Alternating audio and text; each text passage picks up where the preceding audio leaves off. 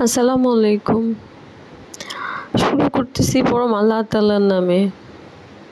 যে ভাইরা শহীদ হইল, আমরা জানি না, আমরা ভুলে যাব। আমরা 2 দিনের কষ্ট পাইতেছি, 3 দিনের দিন আমরা ঠিকই ভুলে যাব যে ভাইরা আমাদের জন্য কতখানি কষ্ট করছে। কিভাবে সহ্য করব এটার কষ্টটা?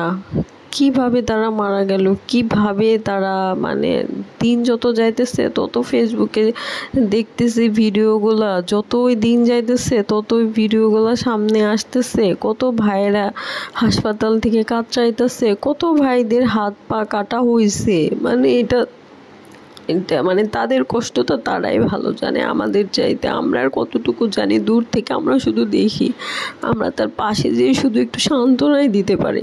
যার যাই সেই বুঝে, যে পরিবারের গেছে সেই পরিবারের মানুষই বুঝতেছে হারানোর কি যন্ত্রণা। আল্লাহ প্রতিটা শহীদ ভাইদেরকে জান্নাতুল ফেরদৌস নসিব করুক, দোয়া করি আল্লাহর কাছে। আর যারা হাসপাতালের বেডে বসে কাতরাইতেছে, আল্লাহ জানি তাদের সবাইকে মাফ করে, সবাই যেন সুস্থ হয়ে বাড়ি ফিরে, সবাই যেন তার মায়ের কাছে ফিরে যায়।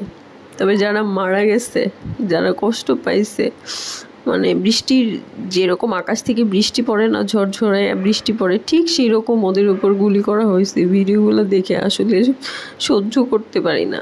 ভেতর থেকে এত কষ্ট লাগে যে আহারে, এরা কি মানুষের উপরে গুলি করতেছে নাকি কোনো পাখির উপরে গুলি করতেছে? পাখির উপরে গুলি করলেও তো একটা মায়া মহব্বত থাকে, তারা তো আসলে পাখির উপরে গুলিও করতেছে না। কিভাবে পারলো মানুষের উপরে এত অত্যাচার করতে? কোনো মানুষ কি পারে এইভাবে মানুষের উপর অত্যাচার করতে? এরা মনে হয় মানুষ ছিল না তখন, এরা মনে হয় অন্য কোনো কিছুতে রূপান্তর হয়ে গেছিল, যার জন্যে এই ভাইদের উপর এতগুলো অত্যাচার করতে পারছে এরা। মানে এগুলা দেখলে এত রক্ত, এত চারপাশে এত কান্না, এত হাহাকার, কিছুই বলার নাই।